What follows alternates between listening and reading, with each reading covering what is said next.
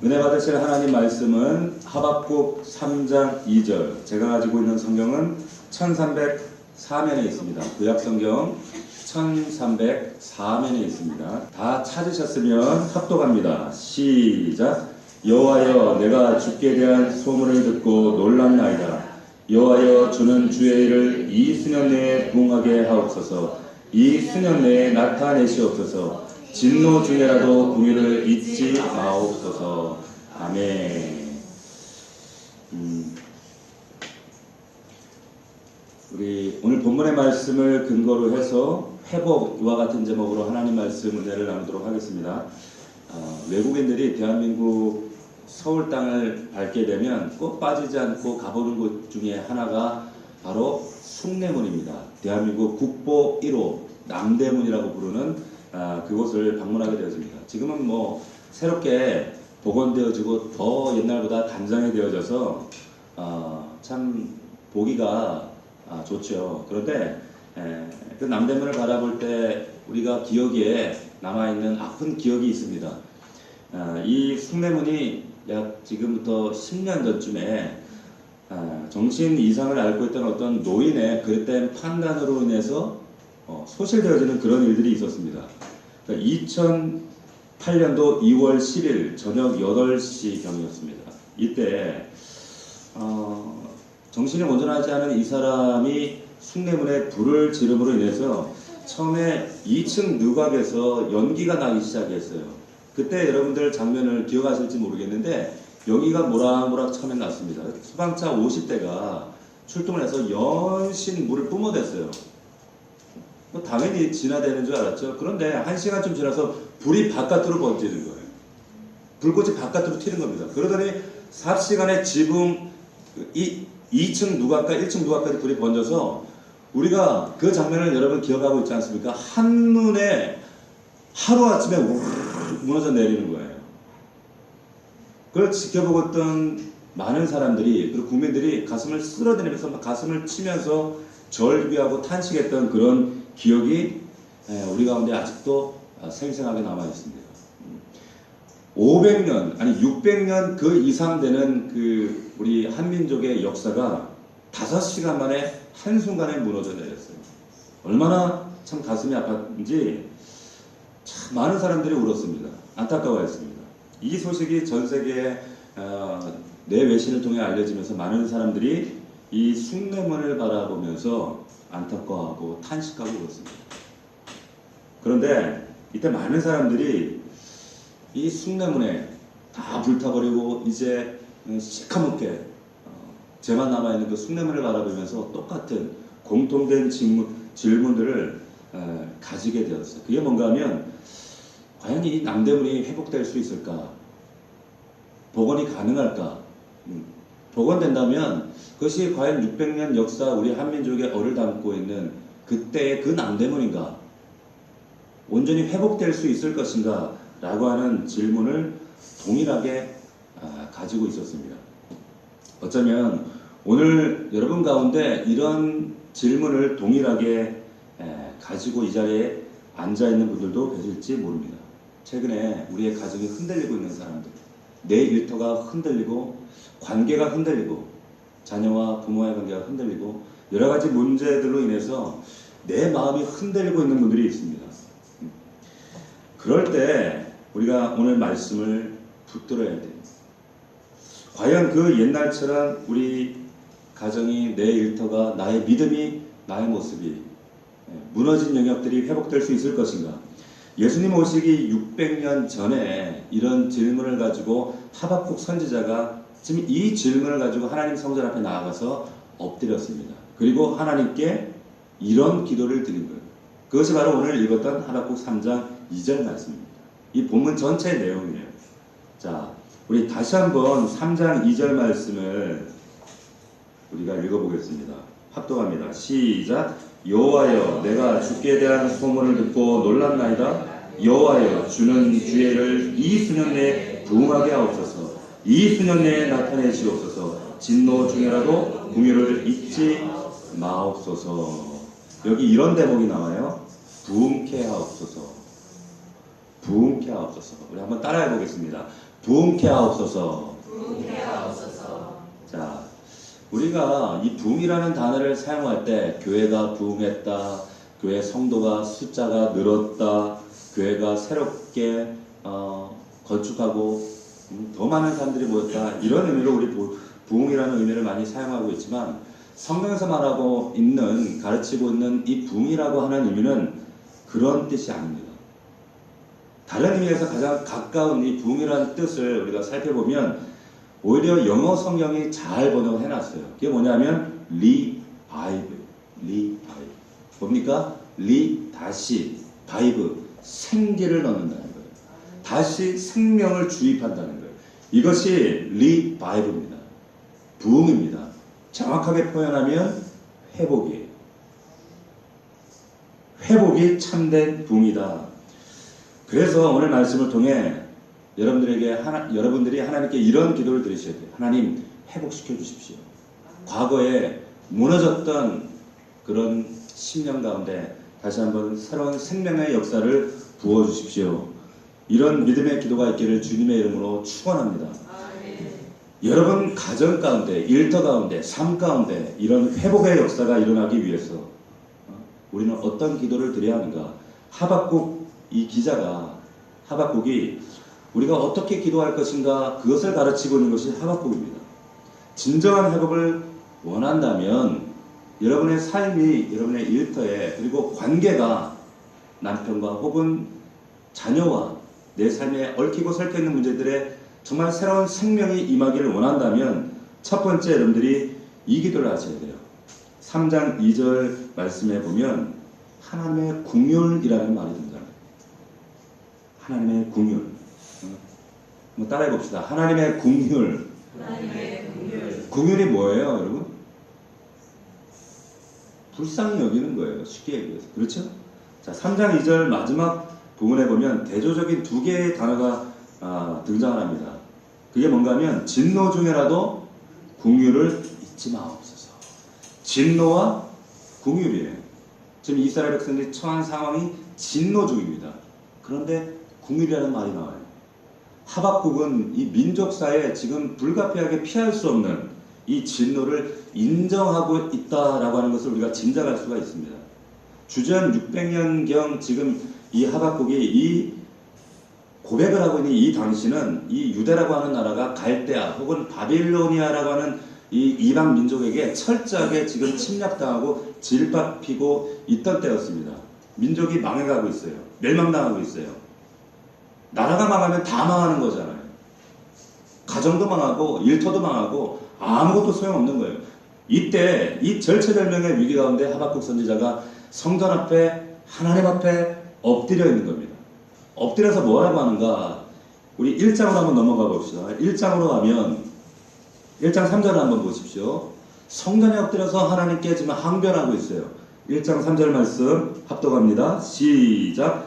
어찌하여 내게 죄악을 보게 하시며 폐역을 눈으로 보게 하시나이까?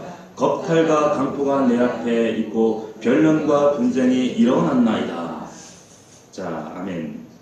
어떤 단어로 시작해요? 어찌하여, why? 하나님 왜요? 하나님 왜요? 어찌하여 하나님 이 땅 가운데 내가 보아서는 안 될 이 처참한 광경을 나로 하여금 목도하게 하십니까? 왜 이 비참한 상황을 보게 하십니까? 이런 질문이 13절에도 이어집니다. 13절 말씀 같이 읽어봅시다. 시작. 주께서는 눈이 정결하심으로 악을 참아 보지 못하시며 해악을 참아 보지 못하시거늘 어찌하여 거짓된 자들을 방관하시며 악인이 자기보다 의로운 사람을 삼키는데도 잠잠하시나이까. 14절. 주께서 어찌하여 사람을 바다의 고기 같게 하시며 다스리는 없는 자 벌레 같게 하시나이까. 어찌하여. 자, 하나님 왜 우리나라를 쳐들어오는 저 바빌로니아, 저 이방 민족들 아닙니까? 하나님도 알지 못하는 자들 아닙니까? 왜 하나님도 알지 못하는 이방 사람들에게 우리가 짓밟혀야 됩니까? 어찌하여 믿는 자들이 믿지 않는 자들에게 조롱거리가 되게 하십니까? 어찌하여 여러분 요즘에 TV 방송 매체마다 얼마나 교회를 흔드는 그런 뉴스가 많이 나옵니까? 뭐 세습이다, 뭐 이단이다, 사입이다. 그런데 그때마다 수많은 한국교회 복음을 들고 정말 진실하게 신실하게 십자가만을 바라보고 주님 앞에 나아가려고 하는 수많은 교회들이 손가락질 당하고 욕을 먹고 비방당하고 교회가 흔들리고 있어요. 하나님 왜 저런 세상 미디어를 통해서 한국교회가 욕을 먹어야 됩니까? 모욕당해야 됩니까? 어찌하여 하나님 왜 가만 두고 보고 계십니까? 이런 질문 같은 거예요. 곤충도 바다 물고기도 리더를 잃어버린 것처럼 왜 망망대해 이 백성을 그럼 이런 편주의 종이 배처럼 우리를 또 돌아다니게 하십니까? 방관하십니까? 어찌하여 하박국 1장에는 이런 항변이 항의가 하나님께 막 반복되어집니다. 하나님 살아계시면 이럴 수가 있습니까? 그런데 우리가 읽었던 이 본문의 3장에 이르러서 이 항변에 이러한 생각의 변화가 생겨요. 하박국의 심경이 완전히 바뀌어진 것을 보게 되는 거예요. 그게 우리가 읽었던 하나님 진노 중에라도 긍휼을 잊지 마십시오. 진노 중에라도 긍휼을 잊지 마십시오. 이렇게 진노 당할 수밖에 없는, 진노 가운데 빠질 수밖에 없는 자신의 모습을 인정하고 있다는 거예요. 우리가 조금 잘 살게 되었다고, 남들보다 조금 더 잘 산다고 낭비하고 사치하고 다른 나라 가서 이상한 관광하고 우리나라에 온 외국인들 착취하고 돈 뺏고 제주도에 와 있는 예멘 난민들요 거지 취급하고 무시하고 하나님 이런 수많은 죄들이 하나님 앞에 있습니다. 이런 인정하는 분위기로 단숨에 바뀌어지는 거예요. 그래서 진노 중에라도 이 진노가 합당하고 당연하다고 할지라도 하지만 긍휼을 잊지 마십시오. 불쌍히 여겨주십시오. 우리 가운데 이 진노가 필요했다면 마땅히 받아들이겠습니다. 하지만 불쌍히 여겨주십시오. 그리고 수년 내에 우리를 부흥케 하십시오. 회복시켜 주십시오. 이 기도를 하고 있는 거예요. 여러분 이 기도가 저와 여러분들에게 필요합니다. 이 긍휼을 구하는 기도가 이 시대에 가장 필요한 기도예요. 회복의 첫 단추가 뭐냐? 이 긍휼을 구하는 기도예요. 하나님 나 이것밖에 되어지지 않습니다. 이런 결정도 이런 선택도 내 선택 앞에 결정 앞에 다 순간순간 하루하루 무너지고 죄에 무너지고 실패하고 낙심하고 하나님 말씀대로 뜻대로 살아야 하는데 그렇게 살지 못하는 연약한 죄인에 불과합니다. 이 기도를 하나님께서 원하신다는 겁니다. 그래서 바울이 말하기를 긍휼에 풍성하신 하나님 이런 기도를 했어요. 억지로 가까스로 겨우 긍휼이 있으신 하나님이 아니라 긍휼이 풍성하신 하나님 그렇게 고백하고 있다는 겁니다. 여러분 긍휼 불쌍히 여긴 아주 토속적인 말이에요. 이런 말 잘 쓰지 않았잖아요 요즘에. 그런데 옛날 성경에는 다 긍휼히 여긴다 혹은 민망히 여긴다 이런 표현을 썼습니다. 예수님이 이 땅에 계실 때 목지 없는 양같이 유리하면서 방황하고 또 돌아다니는 당신의 백성들을 향해서 뭐라고 말씀하시는가? 민망히 여기사 하셨어요. 같은 말입니다. 불쌍히 여기고 긍휼히 여기신다. 하나님 모른 채 세상이 전부인 줄 알고 저렇게 분주하게 미쳐서 살아가는 그 영혼들을 바라보면서 불쌍히 여기신다. 그거 아닌데 민망히 여기신다.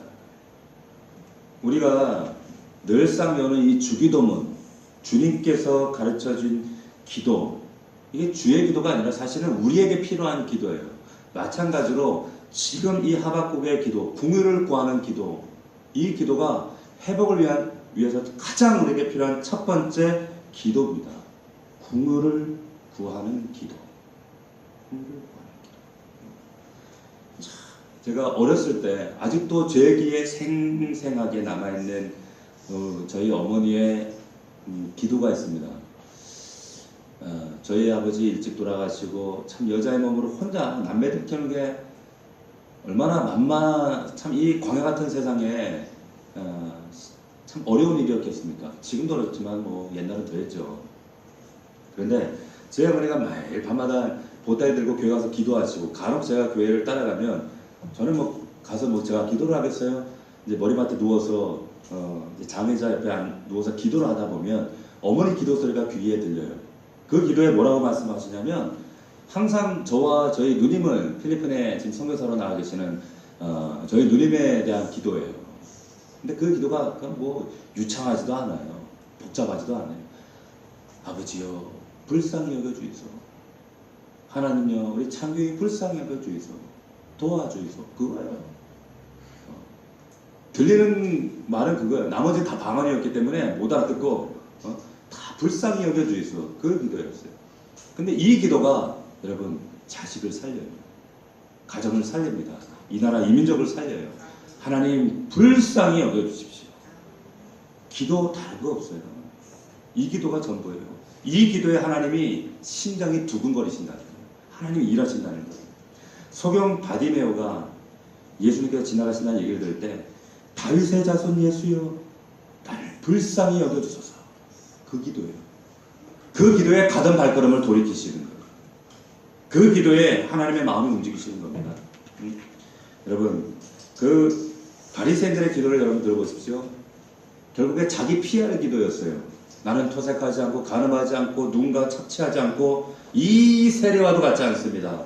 나는 일에 2번씩 금식하고 또 나는 소득의 11조를 드립니다. 이런 기도. 반면에 세례의 기도는 어떤 기도였습니까? 감히 하늘을 우러러 쳐다보지도 못하고 가슴을 치며 하나님 나는 죄인입니다. 나를 불쌍히 여겨주십시오. 불쌍히 여겨주십시오. 이 기도예요. 불쌍히 여겨주십시오. 나의 모습, 나의 한계, 나의 부족함. 근데 이 기도에 하나님이 역사하신다는 거예요. 여러분들 이 기도를 하셔야지 여러분 답답한 여러분들의 인생에 빛이 임해요. 소망의 빛이 임해요. 이 기도를 올려드릴 수 있는 저와 여러분들 되기를 주님의 이름으로 부탁합니다. 우리가 가슴이 너무 답답하고 삶이 무겁고 정말 내가 감당하기 어려운 삶에 무게될 때면 어떨 때는 기도도 안 나올 때가 있습니다. 그렇죠? 다른 기도 필요 없어요. 이 기도 하시면 돼요. 불쌍히 여겨달라고. 하나님 나 이것밖에 안 되는 거 아시지 않습니까? 불쌍히 여겨주시옵소서. 불쌍하지 않은 사람이 하나도 없어요. 알고 보면 우리 다 불쌍하잖아요. 옆 사람 바라보세요 한번. 진짜 불쌍하게 생겼잖아요. 한 주 동안 열심히 치열하게 살다가 그래도 예배랍시고 예배는 드려야지. 피곤을 이기고 이렇게 얼굴 피골이 상접해서 여기서 보고 있으면 다 하나같이 불쌍하게 생겼어요.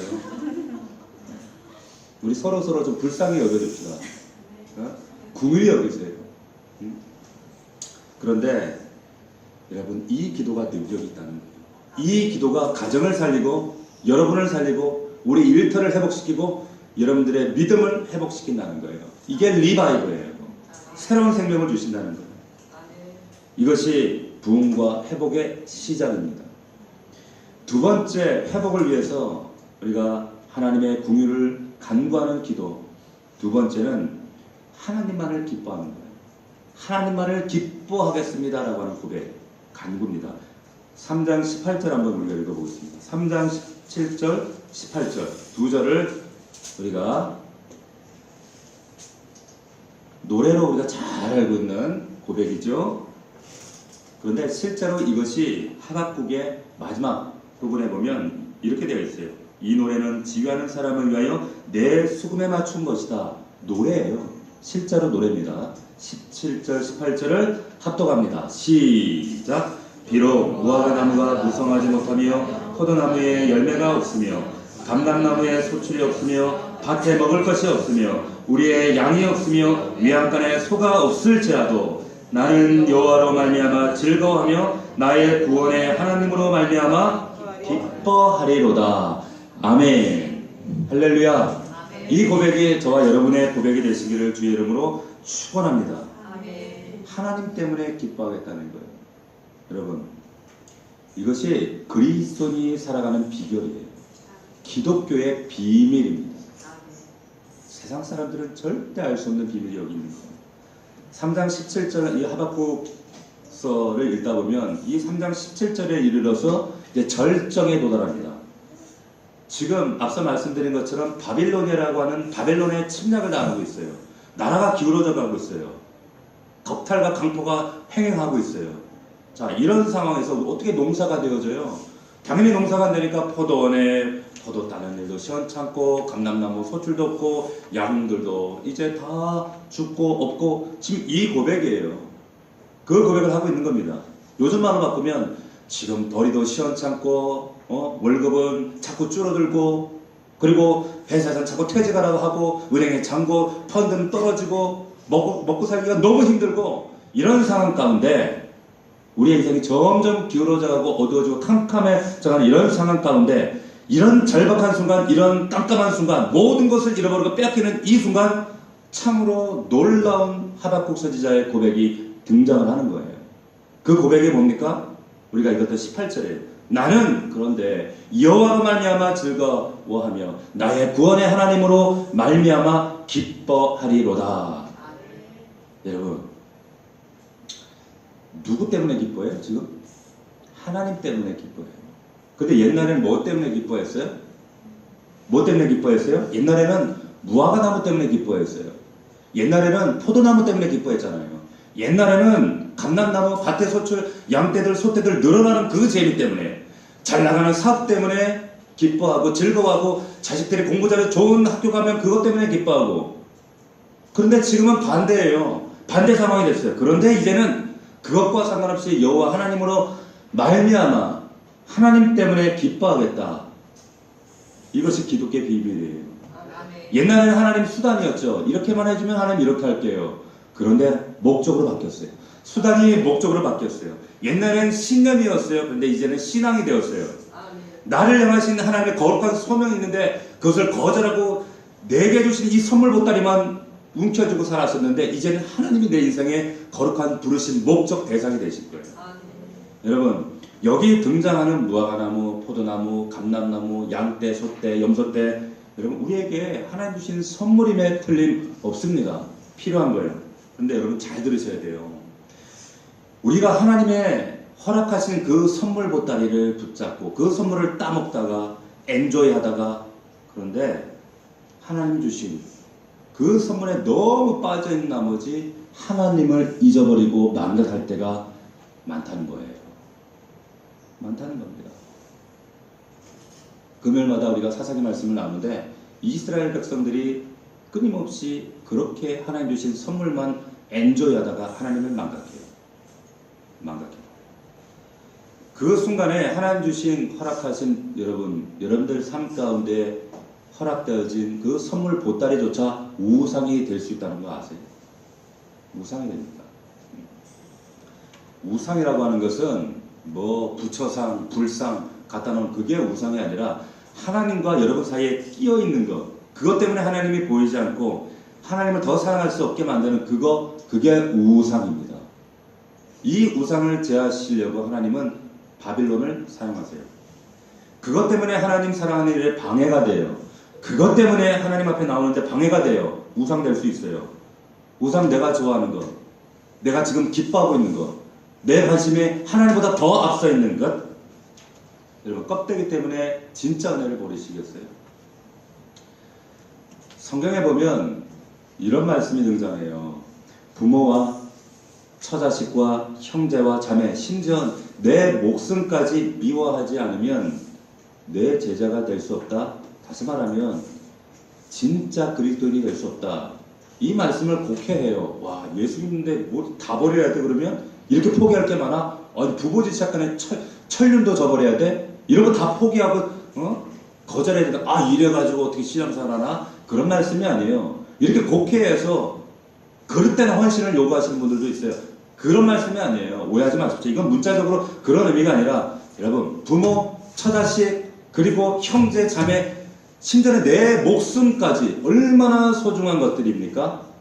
그런데 이것들을 허락하신 하나님은 더 소중하다는 의미예요. 그 하나님을 놓치지 말라는 말씀이에요. 여러분 말씀에 구약으로 가면 창세기의 아브라함, 이삭 사건을 통해서 우리가 이 의미를 더 정확하게 알 수 있지 않습니까?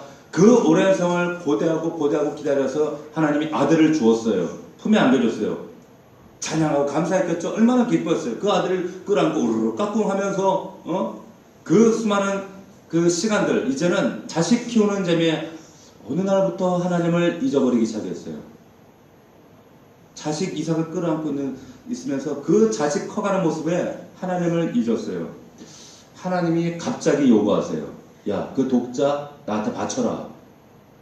아니, 줄 때는 언제고? 빼서? 뭐 이런 하나님도 있어? 아, 기분 나빠서 못 다니겠냐? 교회? 이러고 하나님과 돌아서요. 그런 분들 부지기수예요. 정말 부지기수입니다.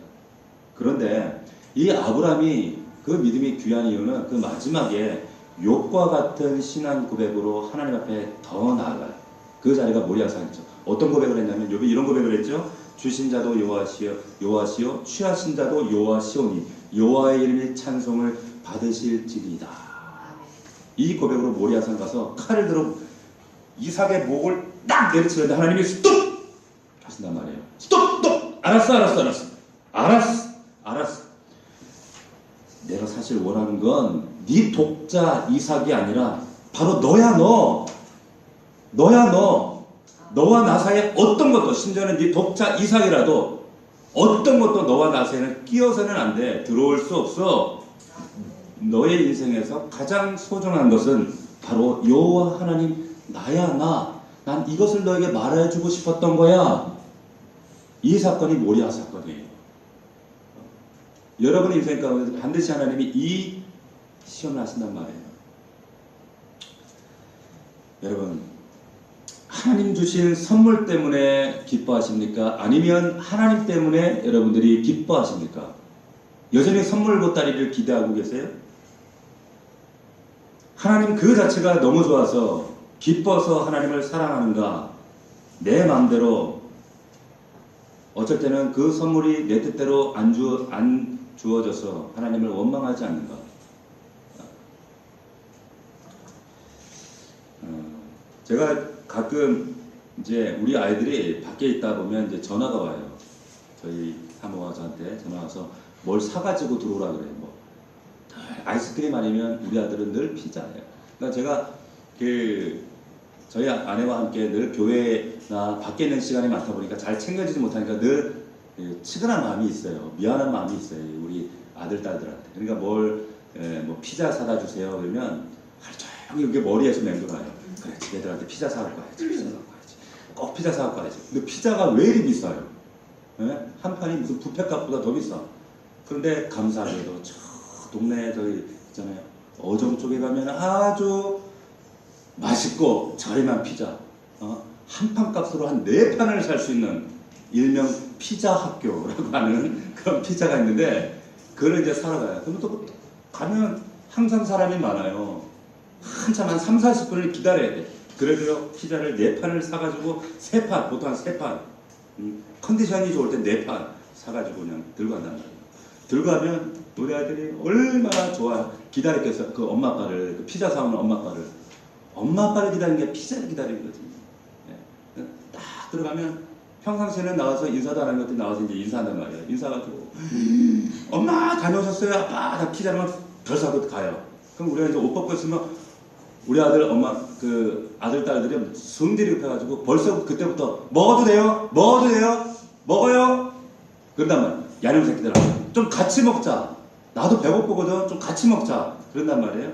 그러면 이제 그러면서 이제 막 먹기 시작하는데 얼마나 잘 먹는지 보고만 있어도 참 기뻐요.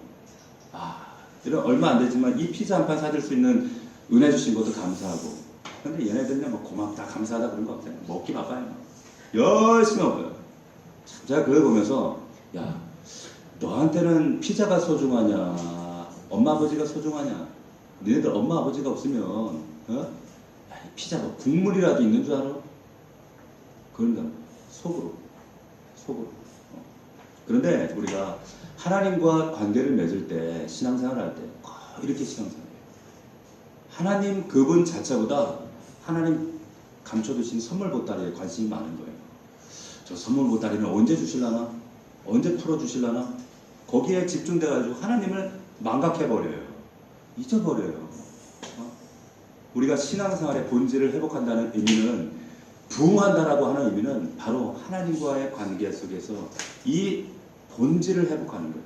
진정한 하나님과의 관계, 그 친밀함이 무엇인가 그것을 회복하는 게 먼저 우선이라는 겁니다. 그 하나님을 선물보다 더 우선할 수 있는 저와 여러분들 될 수 있기를 주의 이름으로 축원합니다. 그래서 하박국 선지자가 인생의 모든 것을 잃어가고 양떼, 소떼, 감람나무, 포도나무 이런 것들이 다 내 눈앞에 사라진다 할지라도 이젠 이렇게 고백을 하고 있는 겁니다. 이젠 하나님 때문에 기뻐하겠습니다. 하나님으로 말미암아 즐거워하고 기뻐하겠습니다. 여러분, 하나님을 붙드는 그 순간, 이게 회복의 순간이에요. 믿으시길 주의 이름으로 축원합니다. 그래서 여러분, 우리가 잘 아는 시편 23편 말씀에 보면 여호와는 나의 목자시니 내게 부족함이 없으리로다. 다윗이 부족함이 없었나요?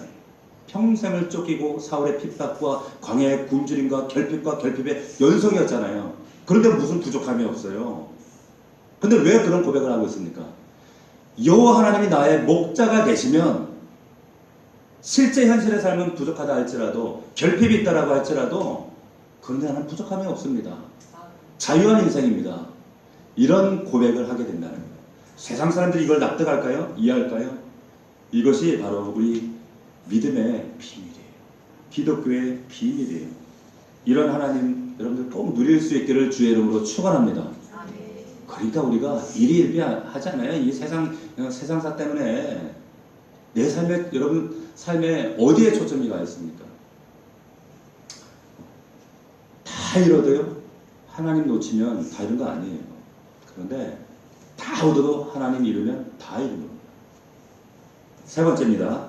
진정한 회복을 위해서 19절 말씀 보십시오. 이제 마지막 19절 말씀에 보면 이제 최고의 절정이에요.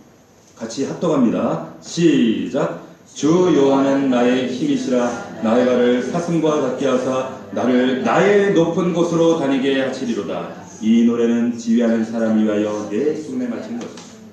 자, 여기 보면 여러분들이 세 번째로 간구해야 될 기도가 뭐냐? 나의 높은 곳에 서게 해주십시오.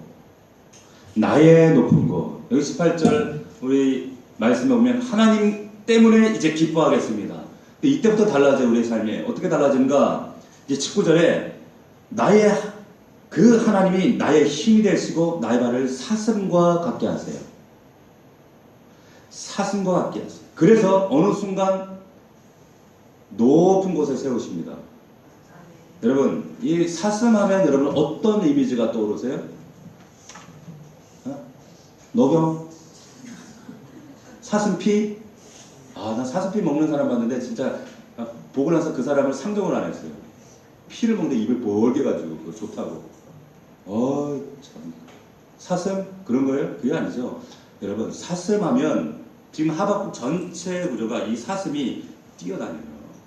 어떤 구조인가 하면 1장에 가면 지금 골짜기에 사슴이 있습니다. 근데 그 골짜기에서 어느 날 포수나 맹수가 생명의 위협을 가해와요. 그러니까 이 사슴이 사슴 우는 소리 들어보셨어요? 진짜 처절해요. 염소의 소리도 아니고 염소인데 이거는 어떻게 오더라? 하여튼 울어. 우는데 막 처절하게 웁니다. 1장에 울었죠. 어떻게 울었어요? 어찌하여 거의 비명에 가까운 외침이었어요. 그렇게 어두운 골짜기를 헤매면서 이 비명을 막 토해내고 있는 거예요. 어찌하여 이런 일이 나에게 생겼습니까? 어찌하여 우리 일터에, 우리 가정에, 나의 관계 속에, 내 삶 가운데 이런 일이, 내가 왜 여기서 죽어야 됩니까? 내가 왜 여기서 쓰러져야 합니까? 어찌하여. 그런데 그 다음 순간 이 사슴이 하나님이 주신 힘을 얻고 뛰어 올라가요. 산 정상에 올라가요. 날렵한 다리를 차고 산으로 탁 튀어 올라가서 어느새 산 정상 높은 곳에 서서 방금 전에 그 골짜기 아래에서 자기가 그렇게 신음으로 토해냈던 그 골짜기 아래를 유유자적 쫙 내려다보고 있는 거예요. 이 3장이 바로 거기에요. 내려다보면서 지금 이 고백을 하고 있는 겁니다. 그래서 하박국의 이 구조를 보면 골짜기에서 산 정상으로, 영혼의 가장 밑바닥에서 정상으로, 이런 구조로 되어져 있어요. 처음에는 어찌하여 신음과 탄식과 괴로움과 원망과 이런 참 비참한 노래였잖아요. 근데 마지막에 수금으로 찬양으로 바뀌었죠. 할렐루야. 마지막 절이 찬양으로 끝을 맺고 있습니다. 여러분, 하나님께서 우리의 인생 가운데 신음소리를 찬양소리로 바꾸십니다. 믿을 수 있기를 주의 이름으로 축원합니다. 저는 여러분들이 한 사람도 빠짐없이 이 높은 곳에 설 수 있기를 주님의 이름으로 간곡하게 부탁합니다. 반드시 이 과정을 거쳐야 돼요. 거치지 않고는 정상에 설 수가 없어요. 높은 곳에, 우리가 기대하는 높은 곳, 세상에서 출세하고 잘 되고 명예를 얻고 이것이 여러분들이 생각하는 높은 곳, 그게 성경에서 말하는 그런 자리가 아닙니다. 이 높은 곳이, 성경이 말하는 이 높은 곳이 어딘가? 높은 곳 어딘가? 시편 68편 18절에 보면 이런 말씀이 있습니다. 주께서 높은 곳에 오르시며 여호와 하나님이 저희와 함께 거하려 하심이로다. 할렐루야. 높은 곳이 어디예요? 하나님이 계시는 곳이에요. 하나님의 음성을 듣는 곳이에요. 하나님과 친밀히 만나는 곳이에요. 그곳이 높은 곳이라는 거예요.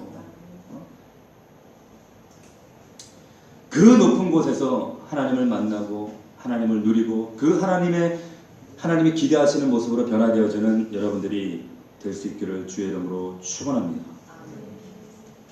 저와 여러분, 하나님께서 얼마나 소중하시면 그 아들 독자를 십자가에 매달아서 에덴에서 우리가 잃어버렸던 하나님의 형상과 모양, 깨어진 형상을 회복하시기 위해서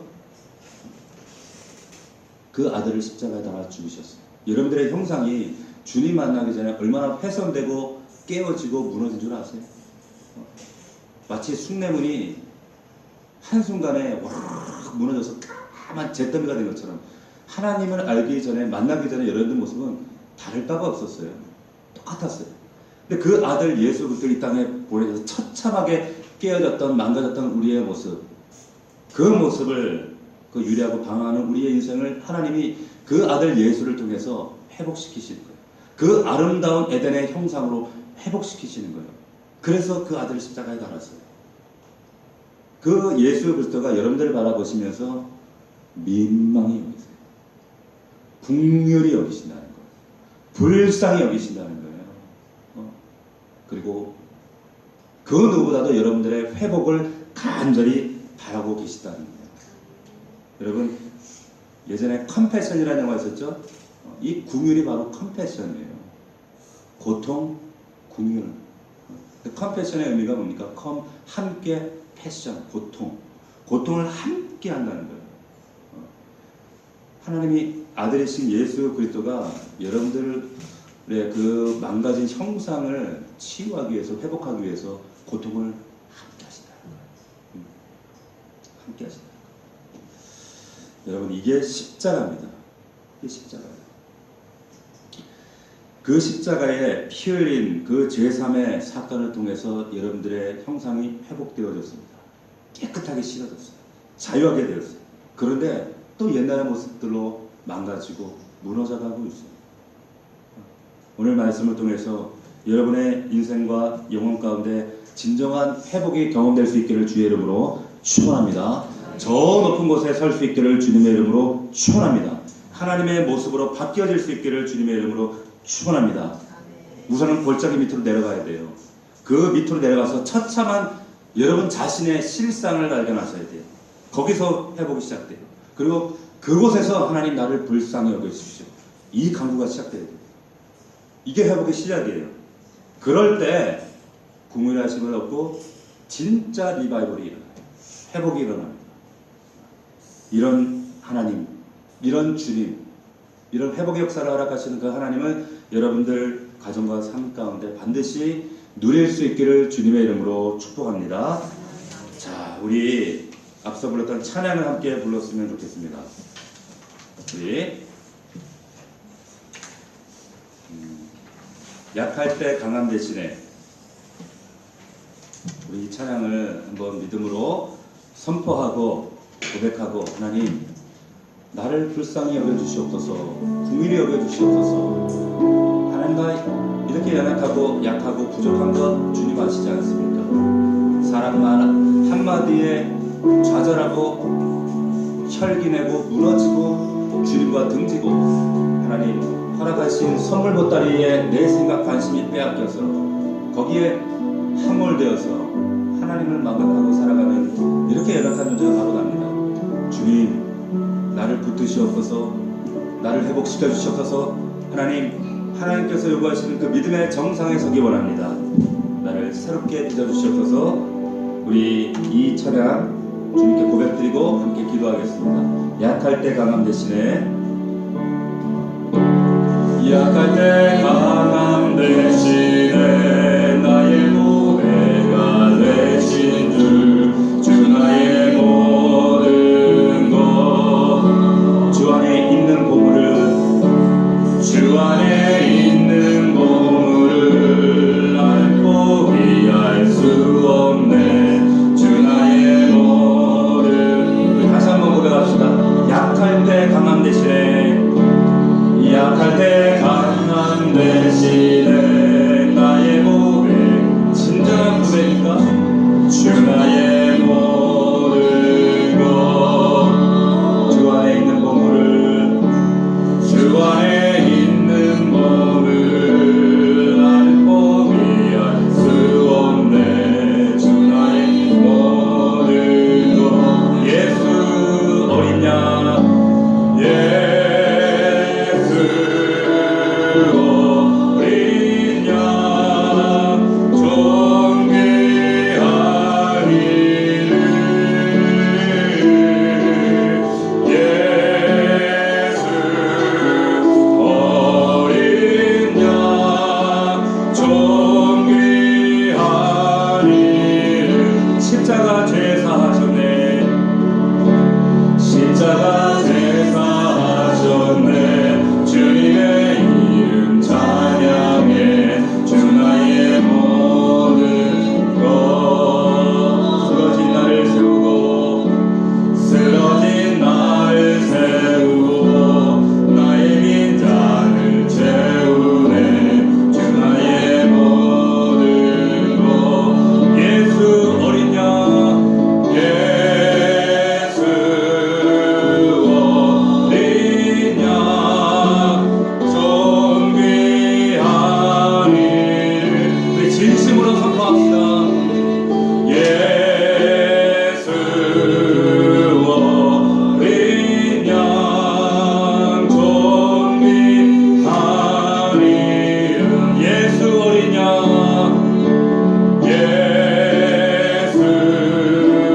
어린 양, 존귀한 이름, 예수 어린 양, 존귀한. 우리 다시 한번 믿음으로 담대히 선포합니다. 예수 어린 양, 예수 어린 양, 존귀한 이름, 예수 어린 양, 존귀한 이름. 우리 시간 기도합시다. 기도할 때 하나님, 비록 무화과 나무가 무성하지 못하며 포도나무 열매가 없으며 감람나무에 소출이 없으며 밭에 먹을 것이 없고 우리의 양이 없고 외양간에 소가 없을지라도 나는 여호와로 말미암아 기뻐하겠습니다. 하나님 주신 선물 보따리에 관심이 빼앗겨서 거기에 함몰되어서 하나님을 망각하고 살아가는 인생이 아니라 하나님을 고백하며 주님을 내 인생의 주인으로 모시게 하시고 정말 그 하나님의 궁휼하심을 간구하며 날마다 그 은혜의 자리에 나아갈 수 있는 그런 우리가 될 수 있도록 도와주시옵소서. 하나님, 내 경험, 내 생각, 내 하나님 오만함으로 여지껏 살아왔습니다. 주님 용서하여 주시옵소서. 다시 한번 이 회복의 역사, 부흥의 역사가 다시 한번 이 새 생명의 역사가 내 안에 살아 역사할 수 있도록 주여 은혜를 더하여 주시옵소서. 이 믿음의 정상에 높게 서서 세상 것 부러워하지 아니하고 오직 하나님으로 말미암아 자랑하며 기뻐할 수 있는 우리 사랑하는 믿음의 공동체가 되어지도록 주여 은혜를 더하여 주시옵소서. 다 함께 우리 간절한 마음으로 동성으로 기도하겠습니다. 살아계신 아버지 하나님, 그렇습니다. 주님, 거룩하신 주님, 하나님, 주는 주의 일을 수면대에 분케 하옵소서. 이 수면대에 나타내시옵소서. 진노 중에라도 아버지, 진노 중에라도 긍휼을 잊지 마옵소서. 여전히 교만하고 죄의 길에 쉽게 무너지며 내 육신의 생각에 좌절하고 넘어지며 하나님을 하나님으로 여기지 못하고 날마다 이 육신의 정욕에 빠져서 세상 쾌락과 즐거움에 무너져 내리는 나의 연약함, 하나님 진노 중에라도 이 진노를 마땅히 받아야 한다면 받겠습니다. 그러나 아버지 하나님 긍휼을 잊지 마옵소서. 나를 불쌍히 여겨 주시옵소서.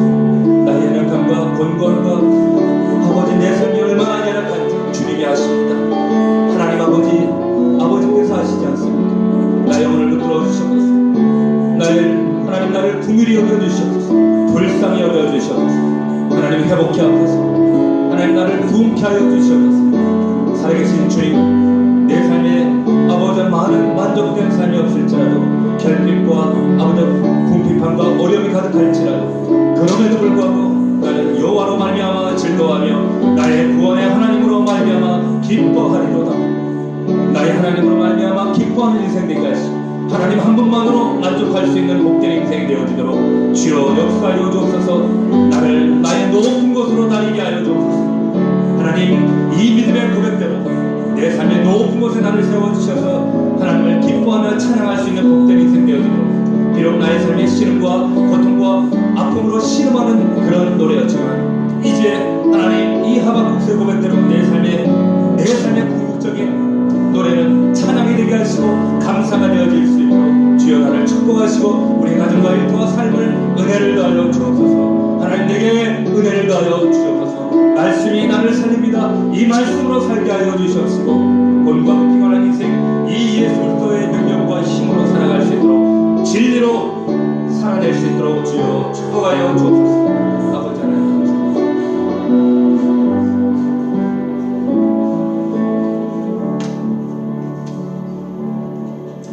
살아계신 아버지, 우리의 인생이 어둡고 깜깜하고 날마다 두렵고 결핍과 결핍이 끊어지지 않는 우리 평생의 삶 가운데 한순간 무너질 수밖에 없는 우리 연약한 우리 성도들, 그럼에도 불구하고 하나님 우리 사랑하는 성도들을 사랑하시고 긍휼히 여기사 불쌍히 여기사 저들을 민망히 여기사 날마다 그 하나님의 긍휼하심으로 사랑하심으로 붙들고 계시는 아버지 하나님 감사합니다. 하나님, 우리 무너진 가정과 일터와 관계와 우리의 삶의 모든 영역 가운데 하나님의 긍휼하심을 간구합니다. 아버지 불쌍히 여겨주시옵소서. 회복케 하여 주시옵소서. 수년 내에 부흥이 일어날 수 있도록 역사하옵소서. 하나님의 생명을 더 늦게 원합니다. 아버지 축복하여 주시옵소서. 내 삶에 아버지 비록 무화과 나무가 무성하지 못하고 포도나무, 감람나무 소출이 없고 밭에 먹을 것이 없을지라도 우리의 양이 없을지라도 나는 여호와로 말미암아 기뻐하리로다. 이 믿음의 담대한 선포가 우리의 사랑하는 성도들의 가정과 삶과 일터 위에 반드시 경험되어지도록 주여 축복하여 주시옵소서. 반드시 산 정상에 세우셔서 믿음의 정상에 세우셔서 하나님을 찬미하며 기뻐하는 우리 믿음의 공동체 되어지도록 주여 은혜를 더하여 주셔서 날마다 주님의 은혜에 감사하며 감격하며 영혼을 사랑하며 영혼을 구원하는 우리 믿음의 가족들이 다 되어지도록 축복하여 주시옵소서. 예수님의 이름으로 감사하며 기도하옵나이다. 아멘.